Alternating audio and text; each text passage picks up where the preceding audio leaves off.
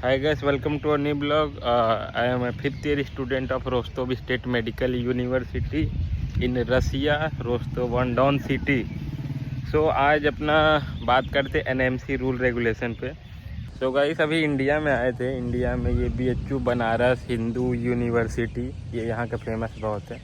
तो यहाँ का थोड़ा आपको दिखाते हैं ग्राउंड वगैरह BHU का, और अपने एनएमसी नेशनल मेडिकल कमीशन उस पर थोड़ा डिस्कस करते। नया रूल रेगुलेशन बहुत ला रहे हैं ये लोग, थोड़ा बताते उसके बारे में क्या रूल रेगुलेशन है नया। और पहले थोड़ा सा आपको ग्राउंड दिखा देते हैं। ये बनारस हिंदू यूनिवर्सिटी का ये रुइया ग्राउंड है, और ये रहा थिएटर वगैरह इसमें है, और यहाँ पे बच्चे वॉलीबॉल वगैरह खेलते हैं स्टूडेंट लोग, और ये बास्केटबॉल वगैरह इसमें खेलते हैं, कवर है पूरा। तो हम लोग एनएमसी के रूल रेगुलेशन पे बात करते हैं थोड़ा।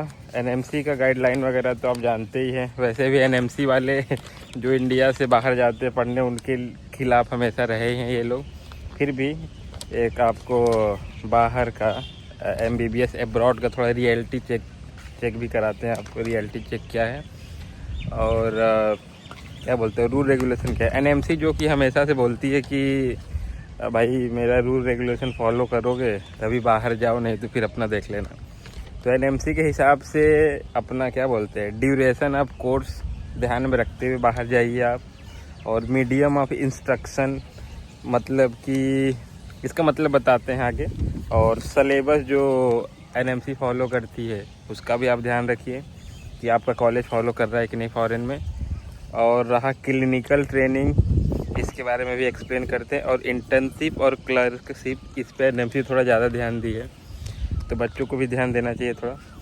तो इसका ड्यूरेशन ऑफ कोर्स मतलब कि 54 मंथ का ड्यूरेशन ऑफ कोर्स होना चाहिए एनएमसी रूल के हिसाब से। और 12th मंथ 12 मंथ का इंटर्नशिप भी होना चाहिए आपका उसी कॉलेज से। अगर आप बाहर जा रहे हैं तो इन सब चीज़ों का आप ध्यान दीजिएगा अच्छे से।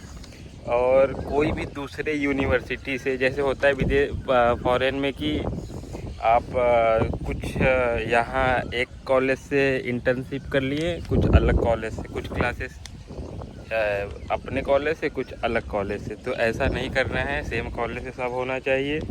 और मीडियम, जो वहाँ का मीडियम है स्टडी मीडियम, वो इंग्लिश होना चाहिए, दूसरे लैंग्वेज में नहीं, क्योंकि एनएमसी के रूल के ख़िलाफ़ होगा तो फिर दिक्कत होगी।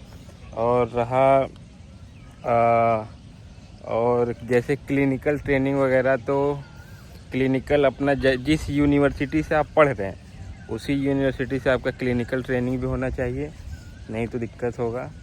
और अभी जो रिसेंट में रूल रेगुलेशन निकला था कि आप जो कोरोना में क्लासेस किए हैं ऑनलाइन, उसको ऑफलाइन करिए, तभी वैलिड होगा आपका डिग्री। तो उस पर जो कि पॉसिबल नहीं था कि यूनिवर्सिटी सुने हम लोग की बातें, तो उसको एनएमसी अपने चेंज किया, यही गाइडलाइन निकाली। जो CRMI रूल रेगुलेशन है MCI का, CRMI ध्यान से सुनिएगा, CRMI जो 18 नवंबर 2021 के बाद जो एडमिशन लिया है उनके ऊपर ये अप्लाई होता है रूल एंड रेगुलेशन।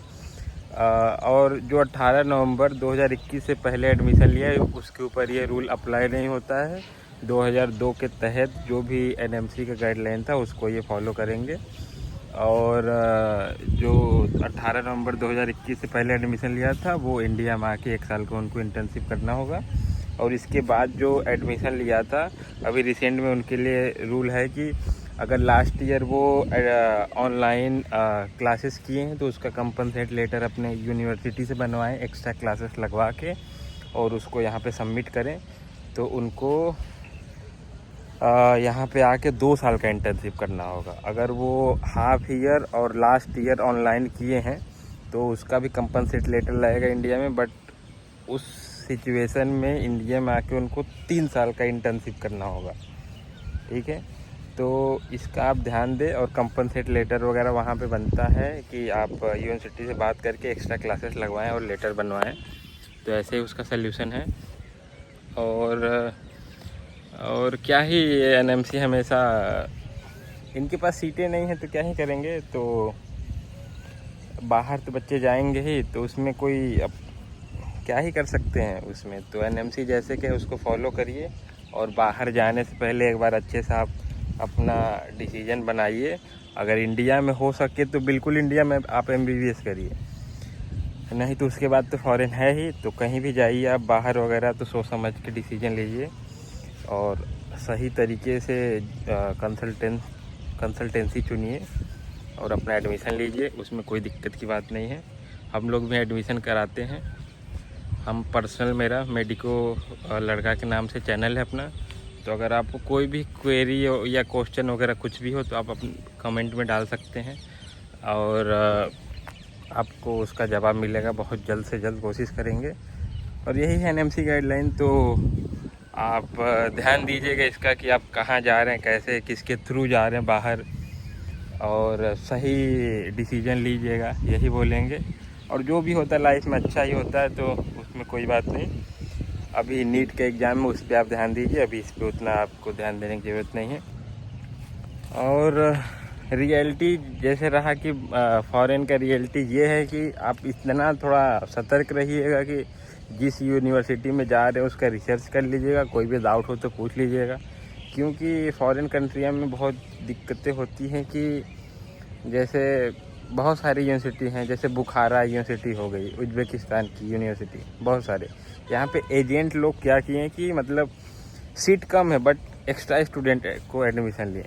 तो आप ज़रूर जिस भी यूनिवर्सिटी में एडमिशन लें उस यूनिवर्सिटी के बारे में पता करें कि वहाँ पर कितनी सीटें हैं, कितने बच्चे इनरोल हो रहे हैं उस यूनिवर्सिटी में, कौन एजेंट हैं आपके, पूरा अच्छे तरीके से। अगर वो आपके साथ हैं तो आपको वहाँ पे हेल्प करेंगे, कैसे क्या सीन है पूरा आप पता करें, जो भी डिसीजन हो अच्छे से लें। ठीक है, मिलते हैं नेक्स्ट वीडियो में। कोई भी अगर आपका सवाल जवाब कुछ भी हो तो आप कमेंट सेक्शन में लिख सकते हैं। ओके, मिलते हैं।